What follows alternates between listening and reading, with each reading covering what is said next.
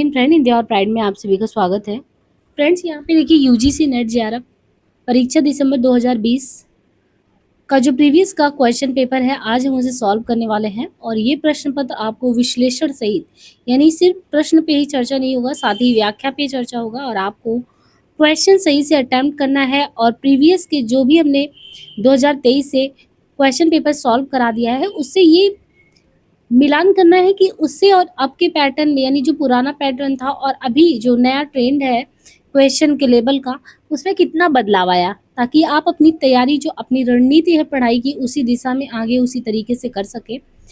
यहाँ पे आप देखेंगे जब 2020 तक आप आते हैं तो क्वेश्चन पेपर के पैटर्न में काफ़ी हद तक आपको देखने को मिलेगा वन लाइनर फॉर्मेट में।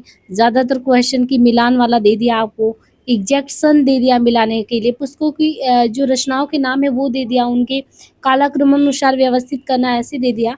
लेकिन जब 2023 की बात करते हैं, 2022 की बात करते हैं, तो आपने देखा कि टोटल यूनिट 10 है। 10 यूनिट कुल मिला के आपके जो यूजीसी नेट के पाठ्यक्रम में है, उसमें जो लास्ट के 5 यूनिट जहाँ से बहुत कम क्वेश्चन पहले आते थे, अब उससे फ्रिक्वेंट क्वेश्चन आने लगे हैं। आप यूनिट को नहीं छोड़ सकते। तो ये थोड़ा-सा आपको बदलाव देखने को मिला होगा। हालाँकि आप प्रीवियस के क्वेश्चन सॉल्व करेंगे, इससे आपको बहुत फ़ायदा मिलेगा। व्याख्या को ध्यान से सुनिए।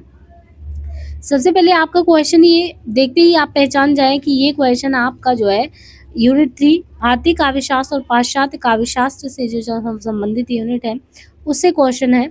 और ये भारतीय काव्यशास्त्र के जो काव्यशास्त्री हैं उनके नाम दिए हैं राजशेखर भट्टनायक, इनके अलावा विश्वनाथ अभिनवगुप्त। और आपको इनके द्वारा जो रचनाएँ, बहुत प्रमुख रचना है, उनको मिलाना है।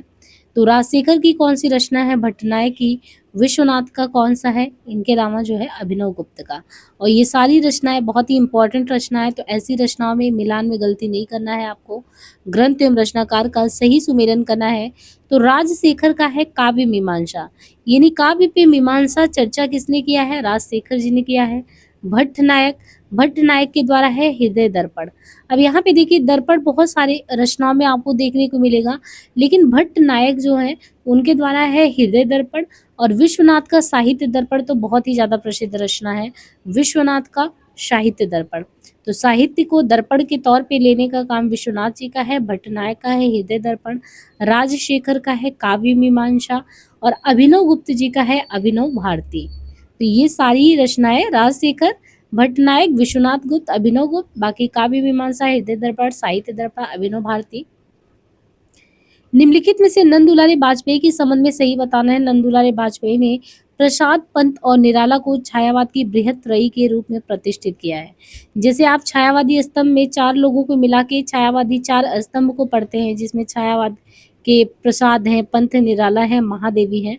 लेकिन यहाँ पे देखिए बृहत त्रयी में आपको महादेवी नजर नहीं आ रही है ना।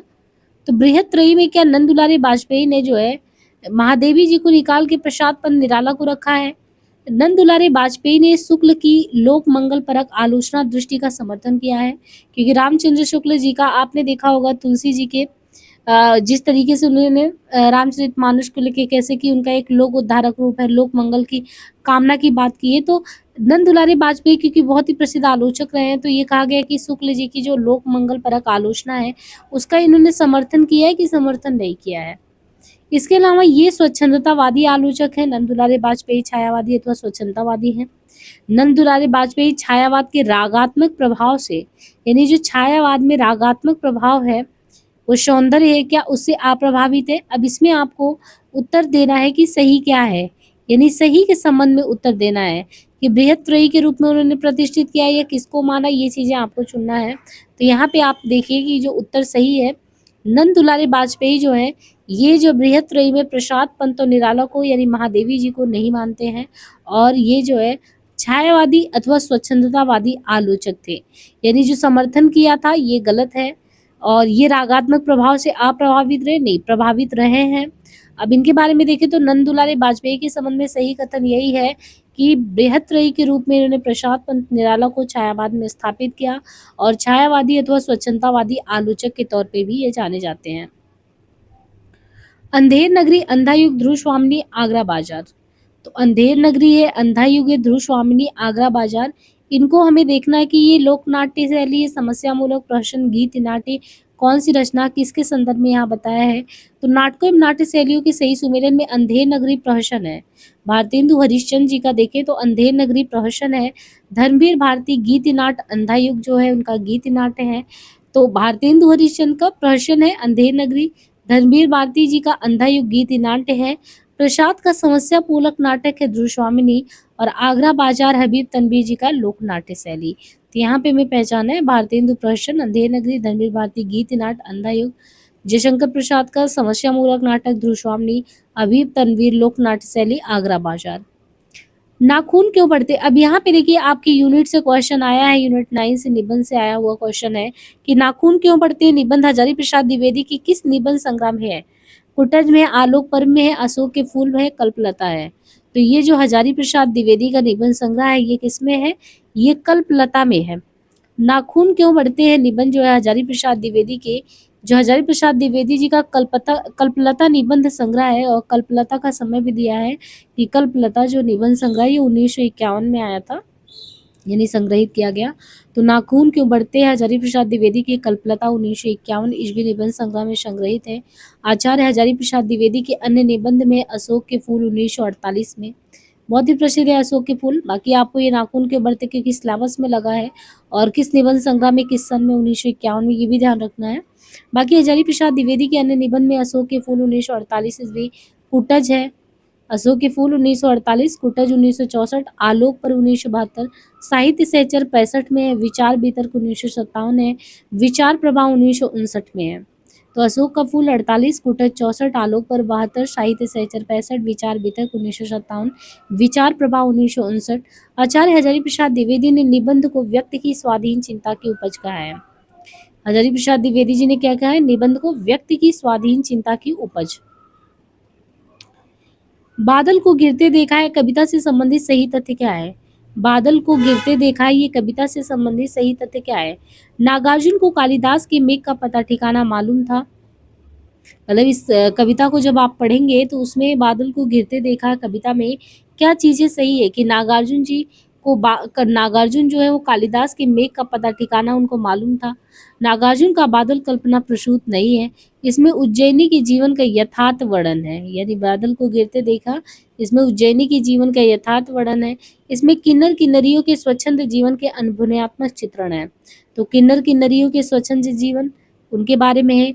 कह रहे हैं कि नागार्जुन का जो बादल है ये जो कविता है वो कल्पना प्रसूत नहीं है, यानी कल्पना से उपजा नहीं है, बिल्कुल यथार्थ है। तो क्या ये बात सही है कि बिल्कुल ये यथार्थ है? तो देखिए 2 और 4 ऑप्शन राइट है कि बादल को गिरते देखा जो है इसमें बादल का कल्पना प्रसूत नहीं है, इसमें किन्नर किन्नरियों के स्वच्छंद जीवन का अनुभवात्मक चित्रण है। यानी नागार्जुन का जो बादल है वो कल्पना प्रसूत नहीं है, ये कह रहे हैं कि कल्पना प्रसूत नहीं है, नहीं वास्तविक है। और इसमें किन्नर किन्नरियों के स्वच्छंद जीवन के अनुभवात्मक चित्रण है। नागार्जुन को प्रगतिवाद का सलाहका पुरुष कहते हैं और ये राजनीतिक कवि के तौर पे जाने जाते हैं। डॉक्टर बच्चन सिंह ने नागार्जुन की कविताओं को नुक्कड़ कविता की संज्ञा दी है कि ये कैसी कविता है? नुक्कड़ कविता की श्रेणी में है। बाबा नागार्जुन को आधुनिक हिंदी साहित्य का कबीर भी कहते हैं।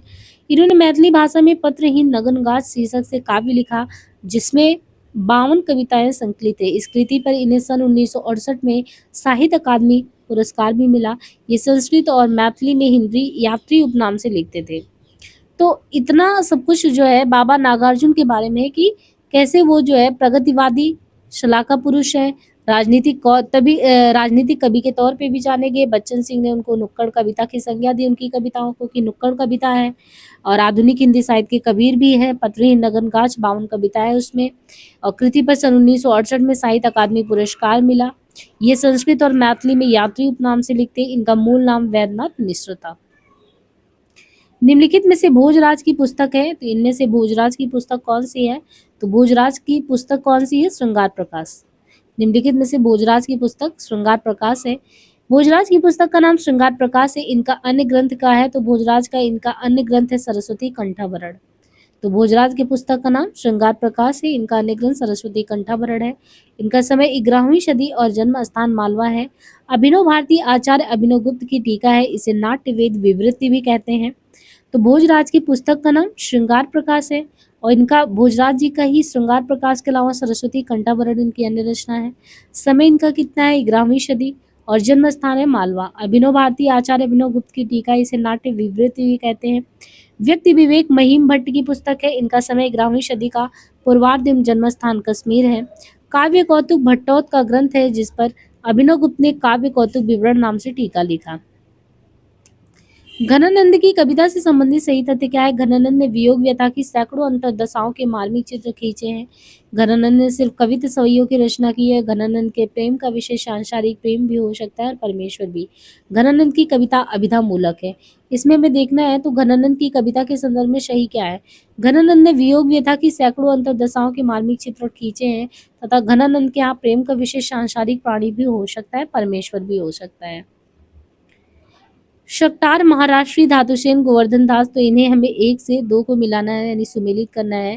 तो यहाँ पे देखिए जो पात्र परिचय में देखिए पात्र और नाटक, तो शक्टार जो है ये चंद्रगुप्त नाटक से शक्टार है। जयशंकर प्रसाद जी द्वारा रचित नाटक है चंद्रगुप्त। महाराष्ट्री भारत दुर्दशा भारतेंदु, धातुसेन स्कंदगुप्त का, जयशंकर प्रसाद इसके लेखक है स्कंदगुप्त के, और भारतेंदु जो है इनका अंधेर नगरी नाटक है, इसमें पात्र है गोवर्धन दास। प्रकाशन वर्ष के अनुसार जयशंकर प्रसाद के नाटकों का सही अनुक्रम क्या है? अजातशत्रु, ध्रुवस्वामिनी, राजश्री, स्कंदगुप्त। तो क्रमशः इन नाटकों के अगर क्रम की बात करें तो इनके नाटक में राजश्री 1915, अजातशत्रु 1922, स्कंदगुप्त 1928। ये बहुत चर्चित नाटक है जयशंकर प्रसाद के कि राजश्री 1915 में है, और राजश्री के बाद अजातशत्रु 22 में है, स्कंदगुप्त 28 में। स्कंदगुप्त तो सिलेबस में ही है। स्कंदगुप्त 1928 अक्सर जो है स्कंदगुप्त ध्रुव स्वामी सभी के सिलेबस में रहते हैं, तो ध्रुव स्वामी 1933 में, स्कंदगुप्त 1928 में है ना। और प्रसाद के अन्य नाटक में जैसे सज्जन से यहाँ पे देखिए नाटक इनका शुरू होता है। सज्जन 10 में है और कल्याणी परिणय जस्ट 2 साल बाद। तो सज्जन 1910, कल्याणी परिणय करुड़ालय दोनों ही 1912 में है। फिर प्रायश्चित 1913 में है। सज्जन, कल्याणी परिणय करुड़ालय 10 में, फिर 1912 में, प्रायश्चित 1913 में, विशाख 1921 में, जन्मेजय का नागयज्ञ 1926 में। और देखिए जन्मेजय का नागयज्ञ 1926 में आता है, स्कंदगुप्त जस्ट 1928 में है। और इसी तरीके से विशाख 1921 में, तो अजातशत्रु 22 में है। तो सज्जन, कल्याणी परिणय करुड़ालय में 2 साल का अंतर यहाँ हो गया, और फिर विशाख जस्ट इसके बाद अजातशत्रु हो गया। इसके बाद आप देखिए जन्मेजय का नागयज्ञ 26 में है, तो स्कंदगुप्त 1928 में, कामना 27 में, एक घूंट 1930 में और चंद्रगुप्त 31 में। यानी लगातार आप देखेंगे कि इनके नाटक आते ही रहे। 1931 में चंद्रगुप्त, 28 में ये हो गया, ध्रुव स्वामी 33 में आया। नीचे 2 कथन दिए गए हैं, कथन 1 को 2 से वो मिलाना है। फ्राइड ये मानते हैं कि कभी मनोरोगी होता है। फ्राइड का मानना है कि जो कभी होता है वो मन का रोगी होता है, उसको मन के रोग होते हैं, क्योंकि मनुष्य मात्र मनोरोगी है। फ्राइड का मानना है कि कभी मनोरोगी होता है, क्योंकि कभी क्यों मनोरोगी होता है उनका कहना है क्योंकि मनुष्य मात्र मनोरोगी है।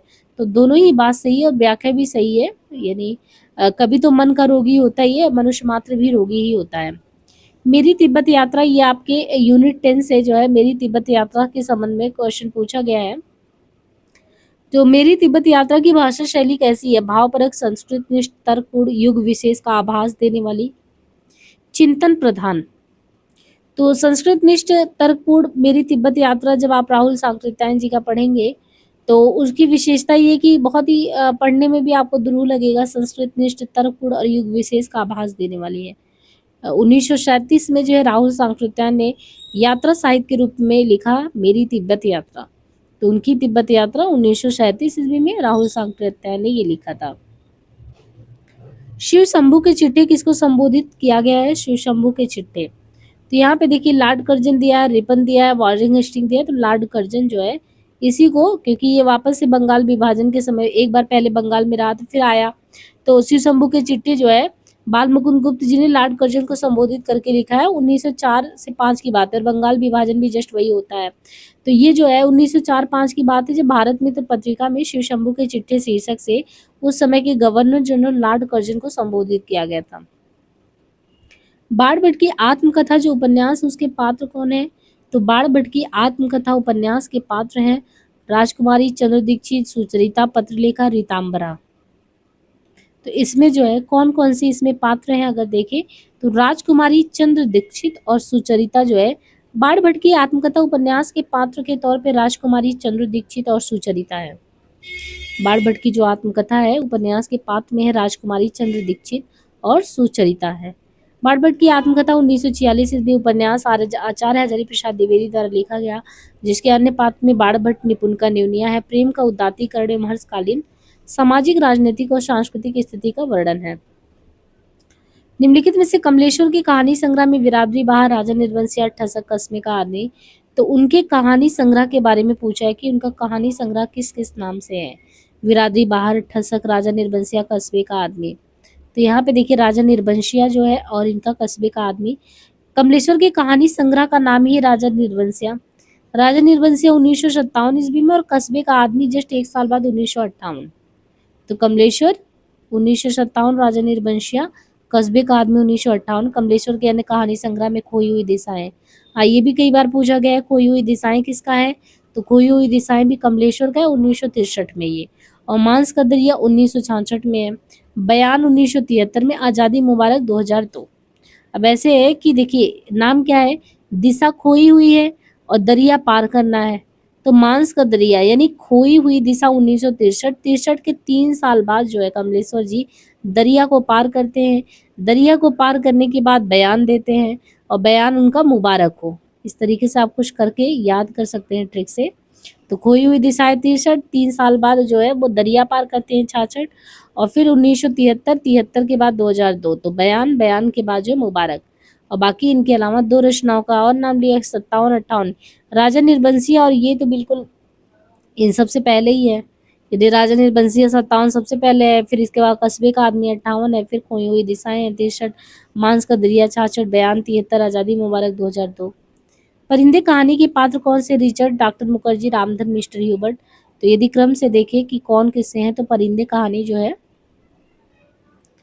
जो परिंदे कहानी है, परिंदे कहानी के पात्र कौन है? परिंदे कहानी के पात्र हैं डॉक्टर मुखर्जी। परिंदे कहानी के पात्र हैं, परिंदे कहानी के पात्र डॉक्टर मुखर्जी और मिस्टर ह्यूबर्ट है। परिंदे कहानी के पात्र में डॉक्टर मुखर्जी और मिस्टर ह्यूबर्ट है। परिंदे 1960 ईस्वी कहानी संग्रह, कहानीकार निर्मल वर्मा ने लिखा है। नामवर सिंह ने परिंदे कहानी को हिंदी की पहली कहानी माना है। किसने? नामवर सिंह ने परिंदे कहानी को हिंदी की पहली कहानी माना है। रिचर्ड भीष्म सानी के उपन्यास तमस 1973 का पात्र है। रामधन मिश्र मुंशी प्रेमचंद के पंच परमेश्वर कहानी के पात्र है रामधन मिश्र। उस युवती के प्रति मेरे मन में जो प्रेम और श्रद्धा है वह ऐसी है कि अगर मैं उसकी ओर वासना से देखूं तो आंखें फूट जाए। ये जो संवाद होता है मेहता मालती से कहता है, जब वो भ्रमण पे निकलते हैं, उसको एक युवती दिखती है, तो उसी समय की ये वार्तालाप है कि उस युवती के प्रति मेरे मन में जो प्रेम और श्रद्धा है वो ऐसी है कि अगर मैं उसकी ओर वासना से देखूं तो आंखें फूट जाए।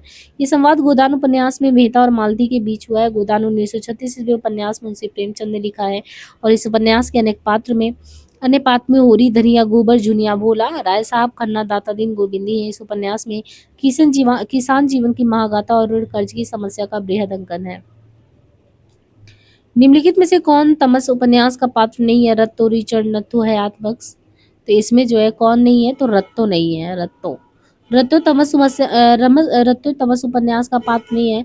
भीष्म सानी का जो तमस 1973 में जो भीष्म सानी का ये उपन्यास है, इसमें रिचर्ड है, नत्थू है, हयात बख्श है। और रिचर्ड, नत्थू, हयात बख्श, वानप्रस्थ। अब ये हो सकता है ये इतना ध्यान नहीं रह जाए आपको, लेकिन एक एक पात्र को ध्यान रखना है इसमें। रिचर्ड है, रिचर्ड के अलावा नत्थू है, तो रिचर्ड, नत्थू, हयात बख्श, वानप्रस्थ, लीजा, लीजा है, जरनैल सिंह है, हरनाम है, बंतो है, लक्ष्मी है, नारायण है, लक्ष्मी नारायण, नूरी इलाही मोहन। तो कुछ नाम ऐसे हैं जो मुझे भी याद नहीं थे, जैसे वानप्रस्थ, इसमें एक पात्र वानप्रस्थ का भी है, काफी बड़ा उपन्यास है। तो नत्थू, हयात बख्श, वानप्रस्थ, लीजा, जरनैल, हरनाम, बंतो, लक्ष्मी नारायण, नूरी इलाही मोहन। संस्कृति के 4 अध्याय में दिनकर ने जो है रविंद्रनाथ टैगोर और मोहम्मद इकबाल को आख्यायित किया है। जो संस्कृति का 4 अध्याय है उसमें जो दिनकर जी है उन्होंने रविंद्रनाथ टैगोर और मोहम्मद इकबाल को आख्यायित किया। किस रूप में? राष्ट्रीय कवि के रूप में, नवोत्थान के कवि के रूप में, भारतीय कवि के रूप में, सामाजिक संस्कृति के कवि के रूप में। तो किस प्रकार से किया है? नवोत्थान के कवि के रूप में। संस्कृति के 4 अध्याय में दिनकर ने रविंद्रनाथ टैगोर और मोहम्मद इकबाल को आख्यायित किया है नव उत्थान के कवि के रूप में। संस्कृति के 4 अध्याय निबंध में दिनकर ने रविन्द्रनाथ टैगोर, मोहम्मद इकबाल को नवोत्थान के कवि के रूप में आख्यायित किया है। इस निबंध पर रामधारी सिंह दिनकर को सन 1959 में साहित्य अकादमी पुरस्कार मिला। दिनकर जी ने भारत के सांस्कृतिक इतिहास को 4 भागों में बांटकर लिखने का प्रयास किया, जो भारतीय संस्कृति का एक सर्वेक्षण है। संस्कृति के 4 अध्याय निबंध का प्रकाशन सन 1946 ईस्वी में साहित्य अकादमी द्वारा हुआ। जन्मकाल के अनुसार देखें तो निम्नलिखित कवियों का सही अनुक्रम क्या है? लुइपा, हेमचंद, स्वयंभू, पुष्पदंत। तो जन्मकाल के अनुसार इन कवियों का सही अनुक्रम क्या है? लुइपा, हेमचंद, स्वयंभू, पुष्पदंत। इनमें कौन पहले आते कौन बाद में आते ये देखना है। तो स्वयंभू 783 ईस्वी, स्वयंभू है 783, फिर स्वयंभू के बाद लुइपा, फिर पुष्पदंत 972, हेमचंद 1088। लुइपा का समय कहीं कहीं 773 भी है। निम्नलिखित में से चतुर्भुज दास के संबंध में सही बताना है। चतुर्भुज दास के बारे में सही बताना है। कुम्भन दास के पुत्र थे, इनकी भाषा तत्सम प्रधान थी, इनकी 2 ग्रंथ मिलते हैं, इनके हिज्जू को मंगल इनकी काव्य कृति है। तो चतुर्भुज दास किसके थे? कुम्भन दास के पुत्र थे, बात सही है। और हितजू का मंगल तो कई बार एग्जाम में पूछा गया किसका है, तो यह है चतुर्भुज दास का। तो चतुर्भुज दास के संबंध में सही कथन ये है कि ये जो चतुर्भुज है कुम्भन के पुत्र थे, हिज्जू को मंगल इन्होंने ही लिखा था। और इनका समय जो है, चतुर्भुज दास का जो समय है वो 1530 से 1585, यानी इनका जो समय है लेखन में भी देखें अगर पूरा तो 1530 से 1585 गुरु गोसाई विठल नाथ थे। तो आपने देखा कि जो है बल्लभाचार्य के 4 शिष्य थे और विठल के 4 शिष्य थे, लेकिन चतुर्भुज दास है, नंद दास है, ये सभी किसके थे? विठल के थे। इनका समय वही जब इनका जन्म जो है जमुनावती उत्तर प्रदेश में हुआ था और ये अष्टछाप के कवि थे। अष्टछाप के कवियों में कुम्भन दास सबसे बड़े तथा नंददास सबसे छोटे। कुम्भन दास सबसे मतलब अष्टछाप के कवि में कुम्भन दास यानी इनके पिताजी चतुर्भुज के सबसे बड़े थे और नंददास सबसे छोटे भी थे। सूची 1 को 2 से सुमेलित करना है। ओष्ठ, दंत, कंठ, तालव्य। ओष्ठ है, फिर दंत है, कंठ है, तालव्य है। इन्हें सुमेलित करना है कि कौन किससे है। तो देखिए ओष्ठ जो ध्वनि है, ओष्ठ प वर्ग, दंत से त वर्ग, कंठ ग। तो ओष्ठ प, दंत त, कंठ ग, तालव्य च। निम्नलिखित ग्रंथों का सही अनुक्रम क्या है? Republic, Mind in the modern World, Practical Criticism, Essays ancient and Modern. Republic, Mind in the modern World, Practical Criticism, Essays ancient and Modern. तो इन्हें हम क्रम से मिलाएं तो कौन सा सही है? तो ग्रंथों के सही अनुक्रम में देखें तो रिपब्लिक जो रचना वो प्लेटो की है और Practical Criticism I A Richard का है। एसेज एंशिएंट एंड मॉडर्न, जो एसेज है वो Ancient and Modern Thomas Stearns Eliot का है। Mind in the modern World Lionel Trilling का है। तो रिपब्लिक किसकी पुस्तक है? रिपब्लिक है प्लेटो का और ये प्रकाशन वर्ष है 380 ईस्वी पूर्व। 380 ईस्वी पूर्व प्लेटो का है republic. 1929 I A Richard, practical criticism. 1936 Thomas Stearns Eliot, essays ancient and modern. और Lionel Trilling 1972 mind in the modern world. Ramchandra Shukla के अनुसार चंद बरदाई हैं। तो चंद बरदाई कैसे हैं? केवल कवित्व के रचयिता, हिंदी के पहले महाकवि, केवल दोहा और तोमर के रचयिता, व्याकरण में पारंगत। तो चंद बरदाई किस किस्म के कवि थे? हिंदी के पहले कवि थे ही, व्याकरण में पारंगत भी थे। शुक्ल के अनुसार चंद बरदाई हिंदी के पहले, आचार्य शुक्ल क्या मानते हैं कि जो चंद बरदाई वो हिंदी के पहले महाकवि तथा पृथ्वीराज रासो हिंदी साहित्य का पहला महाकाव्य है। शुक्ल जी के अनुसार चंद बरदाई व्याकरण में पारंगत थे, छप्पे इनका निजी छंद था। शिव सिंह सेंगर ने चंद बरदाई को छप्पियों का राजा भी कहा था। इनकी अधूरी कृत पृथ्वीराज रासो को इनके पुत्र जल्हड़ ने पूरा किया था। मारा री गिरधर गोपाल दूसरा न कोयो, दद मत गृह। देखो मारा री गिरधर गोपाल दूसरा न कोयो, दद मत घृत, काढ़ लयम डारम दयम छुअम। तो इसमें जो है कहा है कि पंक्तियों में जो छुयाम करके है, ये छुयाम का अर्थ है मट्ठा। माररी गिरधर गोपाल दूसरा ना कोयो, दद मत घृत वाला इस पंक्तियों में देखे तो छुया का अर्थ है मट्ठा। पंक्ति भक्ति काल के संप्रदाय निरपेक्ष कृष्ण भक्ति शाखा की कवित्री मीराबाई से है और इनकी रचनाओं में राग गोविंद, राग सोरठा, गीत गोविंद, नरसिंह जी का मायरा। मीराबाई की अन्य महत्वपूर्ण पंक्तियां जैसे बसो मेरे नैनन में नंदलाल, हरि तुम हरो जन की पीर, घायल की गति घायल जाने और न जाने कोई, जाके सिर पर मुकुट मोई मेरे पति सोए। निम्नलिखित में से इतिहास दर्शन देखें तो हिस्टोग्राफी मूलतः संबंधित विचारक, हिस्टोग्राफी वॉल्टेयर से संबंधित है। इतिहास दर्शन, इतिहास दर्शन के मूलतः संबंधित विचारक कौन है? वॉल्टेयर है। वॉल्टेयर का मूल नाम है फ्रांसिस फ्रांसिस मेरी एरोएट। ये वॉल्टेयर नाम से रचना करते थे। इनका जन्म पेरिस में 21 नवंबर 1694 को हुआ। इन्होंने नाटक, दर्शन, व्यंग कथा और काव्यशास्त्री रचना लिखी और बदी बदाई परंपराओं का विरोध किया।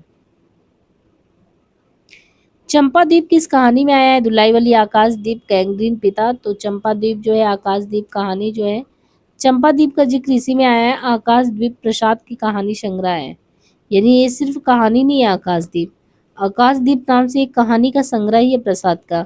और प्रसाद के अन्य कहानी संग्रह में इनका छाया काव्य संग्रह है, प्रतिध्वनि काव्य संग्रह है, छाया, प्रतिध्वनि, आंधी, इंद्रजाल। बाकी दुलाई वाली 1907 में बंगमैला राजेंद्र बाला घोष का है। गैंग्रीन कहानी अज्ञे की है, पिता 1965। पिता जो कहानी है 1965 में, जो कि ज्ञान रंजन की कहानी है, ज्ञान रंजन द्वारा। मैत्रेयी पुष्पा के कुछ उपन्यास में ब्रज क्षेत्र के जीवन के यथार्थ चित्रण हुआ है। ब्रज क्षेत्र जो है उसके जीवन का यथार्थ चित्रण इनका हुआ है। कौन से उसमें? तो चाक में। ये मैत्रेयी पुष्पा है। मैत्रेयी पुष्पा के ब्रज क्षेत्र के जीवन का यथार्थ चित्रण हमें चाक 1997 चौक 1997 ईस्वी उपन्यास में मैत्रेयी पुष्पा ने ब्रज क्षेत्र के जीवन यथार्थ का चित्रण किया है। मैत्रेयी पुष्पा के अन्य उपन्यास में कौन से हैं? चाक तो हो ही गया 1997 में। इनके अलावा झूला नट 1999 है ना, तो झूला नट इनका है। इनके अलावा अलमा कबूतरी 2000 ईस्वी है। इदन्नम करके है इनका, इदम्मम 1994 है। कहे ईश्वरी फाक 2004 ईस्वी है। गुनाह बेगुनाह, विजन त्रियाहट, बेतवा बहती रही, स्मृति दंश। तो देखिए चाक 1997 हो गया। इनके अलावा जो है मैत्रेयी पुष्पा के अनुपन्यास में झूला नट 99, अलमा कबूतरी 2000, इदम नमो 1994, कहे स्त्री फाक्ष 2004, स्मृति दंश, बेतवा बहती रही, त्रियाहट, गुना बेगुना, विजन। निम्नलिखित में से कौन सा कॉलरिज का ग्रंथ नहीं है? The table talk, letters, lecture on Shakespeare. तो इनमें देखिए कौन सा नहीं है? A and D, the table talk और Elizabeth essays. Elizabeth essays the table talk जो है, Elizabeth essays the table talk ग्रंथ कॉलरिज की नहीं बल्कि एलिजाबेथियन एसेज ग्रंथ टी.एस. इलियट का, और the table talk William Hazlitt का ग्रंथ है। कॉलरिज द्वारा रचित ग्रंथ में letters, lecture on Shakespeare, biography Literaria, church and state, confessions of an inquiring spirit, the friend, aids to reflection. अषाद बीड़ा आगे की किस कविता संग्रह में है? तो अषाद बीड़ा इसमें जो है आंगन के पार द्वार, असाध बीड़ा अज्ञे के आंगन के पार द्वार 1961 कविता संग्रह, यानी असाध बीड़ा किसका है? अज्ञे का है, और अज्ञे के आंगन के पार द्वार 1961 नाम से कविता संग्रह है। अज्ञे की अन्य कविताओं में बावरा हेरी 1954 ईस्वी, इंद्रधनुष रौदे हुए 1957, अरि उ करोड़ा प्रभा में 1959 ईस्वी। अखिया हरि दर्शन को भूखी, बारक वह मुख भेद दिखाओ, दुई पे पीवत पतूकी। उत्पद में पतूकी का मतलब क्या है? तो पतूकी पत्ते का दोना। बारक वह मुख फेरी दिखाओ, दुई पे पिबत पतूकी। उत्पद में पतूकी का मतलब है पत्ते का दोना, जो सूरदास जी के पद से लिया गया है। सूरदास की रचना है सूर सागर, सूर सरावली, साहित्य लहरी है। नीचे दो कथन दिए गए हैं। पहला है कि मार्क्सवाद साहित्य सृजन का प्रधान कारण श्रम को मानता है, क्योंकि श्रम के बगैर साहित्य की परिकल्पना असंभव है। तो क्या ये बात सही है कि मार्क्सवाद जो है साहित्य सृजन का प्रथम प्रधान ग्रंथ श्रम को मानता है, क्योंकि श्रम के बगैर जो साहित्य की परिकल्पना क्या हो सकती है? बिना पसीने के भी साहित्य लिखा जा सकता है। ये सही है, दूसरा गलत है। क्योंकि श्रम के बगैर साहित्य की परिकल्पना असंभव है, ये कथन जो है सत्य है, लेकिन कारण कारण जो है मतलब पहला कह रहे कि क्योंकि श्रम पहला जो है कथन अभिकथन ये सही है, क्योंकि मार्क्सवाद जो है साहित्य सृजन का प्रधान कारण श्रम को मानता है, लेकिन क्या श्रम के बगैर हम साहित्य की परिकल्पना नहीं कर सकते? ये बात गलत है। सूची एक को दो से मिलाना है। कुछ पत्ते कुछ चिट्ठियां, आत्मा की आंखें, चुका भी हूं नहीं मैं, कुकुर मुत्ता। तो इन्हें क्रमशः अगर मिलाएं तो कुछ पत्ते कुछ चिट्ठियां 1989 ईस्वी, तो कुछ पत्ते कुछ चिट्ठियां 1989 रघुवीर सहाय का है।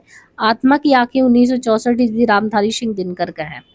कुछ पत्ते कुछ चिट्ठियां 1989 ईस्वी रघुवीर सहाय, आत्मा की आंखें 1964 रामधारी सिंह दिनकर, चुका भी हूं नहीं मैं 1975 शमशेर बहादुर सिंह, कुकुर मुत्ता 1942 सूर्यकांत त्रिपाठी निराला। कबीर कूता राम मुतिया मेरा नाव, गले राम की जीवड़ी जित खींचे तित जाओ।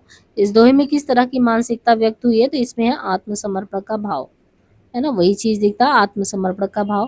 प्रकाशन वर्ष के अनुसार कृष्णा सोबती के उपन्यासों का सही अनुक्रम क्या है? समय, सरगम, ए लड़की, मित्रों, मरजानी, सूरजमुखी, अंधेरे के।